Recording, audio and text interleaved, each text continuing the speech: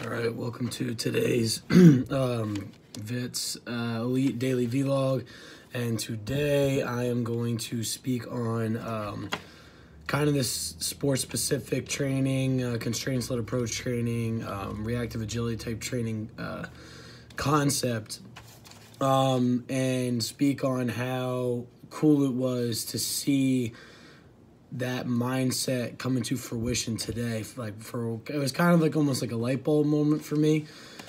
So I've been diving into building better athletes, Michael Zwiffel, his podcast, and that's pretty much centered on movement. It's like movement development, motor skill development, utilizing the ecological dynamics, constraints-led approach, affordances.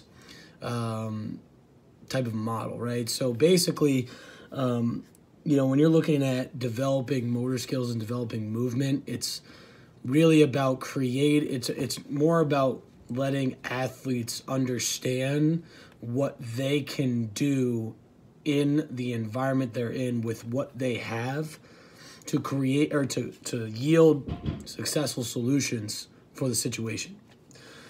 So it's, something kind of like, instead of you just shuffling to a cone and coming back, it's the difference between you reacting off another person, and when they cut back, you cut back and try to beat them, and you have to come up with the most successful movement pattern to make that happen, and I'm still, wrestling back and forth between, how representative these stimuli that I'm coming up with are to problem-solving tasks, because there's a lot to do with perception and cognition that I don't understand yet.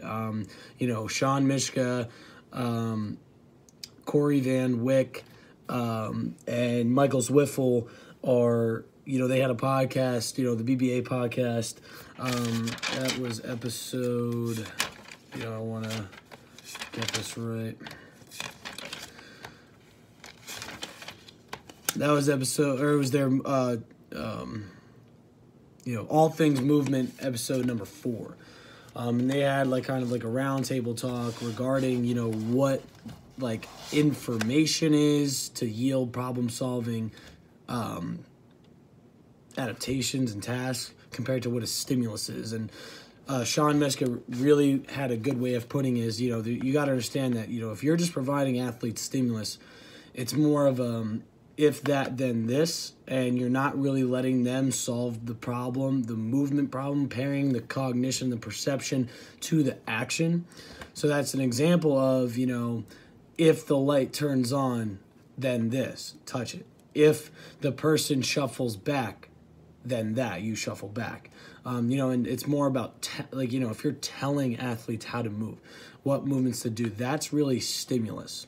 And you want to create situations where they have to solve the movement problem utilizing their affordances. So an affordance is basically, what can I as an athlete, or what can this athlete afford to do in the environment to yield successful result, basically. So an affordance has to do with the opportunities that are in the environment, that are available to them in the environment. It has to do with what their physical capabilities are in relation to what the environment is. And then it has to deal, and the thing is that these two things are constantly interacting. They're always changing, so it's, depending, it's like kind of like this. So if you have a running back and, they take the handoff and you see them, get through the hole, there's kind of like, there's millions of situations, right? But one is, you think of, what was Brandon Jacobs' affordance when he sees, a safety coming down? His affordance is, I'm going to run this dude over because I can. You know what I mean? He has the affordance, the ability, the physical qualities that will allow that movement solution to be an option for him. So he'll run that person over and he can still gain positive yards, which is what the main goal of the task is, right? Is gain positive yards, don't turn over the ball. Now, when you have a guy like Darren Sproles, right, his affordances are different. So his opportunities that he can actualize on are not the same as Brandon Jacobs. So if he comes through the hole, now he has a different set of movement opportunities based on his ability. So he's obviously faster. He's better at, reacting off of what type of movements the defenders are doing to get them to move certain ways so he can create space. He's very good at creating space. So for him, his opportunities and his affordances based on his physical qualities are possibly, running past them, because he's faster, or, he can direct their body to turn their hips a certain way so he can cut to their backside and they can't make a play on him. So that's kind of what an affordance is, right? Or, for example, the difference between Julio Jones, Gronkowski, and Edelman. All those guys have different affordances for even just what type of play calls you would have for them, right? Like Julio Jones has a different capability set, that Matt Ryan wants to throw him the ball, so the Falcons don't, but they should, that's a separate issue. But, for him, his jump ball ability, because he's so big, right? Like he's such a tall receiver that he has the opportunity to be able to do that, but you're not going to split Edelman out wide as an extra wide receiver, and you're not going to throw fade routes to him. You're going to throw back shoulders to him.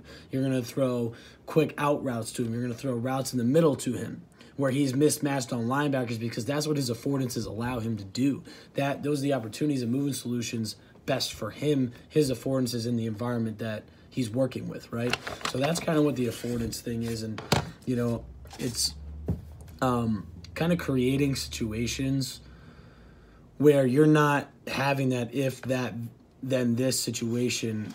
I found just after hearing those gentlemen talk and give their insight on those topics that, most of what I've been doing and what I'm prescribing really isn't reactive in the sense of athletes problem solving their own movement solutions. It's me telling them what they can and can't do, but essentially it's when they do it. So, hey, you're going to shuffle, and when he does this, you do that. Or you're going to run, and when he stops, you stop. So I need to start developing problem-solving activities. It's kind of the way you coach, and it's even maybe backing off as a coach. And these guys are really talking heavily about backing off, like you're a facilitator.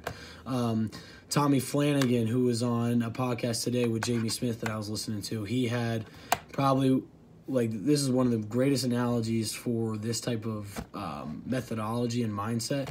He said, we're, as coaches, we're really good at building the frame, the engine, the working parts of the car, right?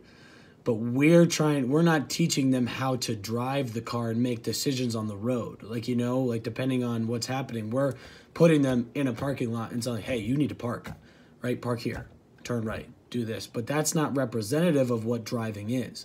At the end of the day, as coaches, we need to be guardrails on the side of the road and have, we're guiding the athletes on the right road, but they're making the decisions about how to drive.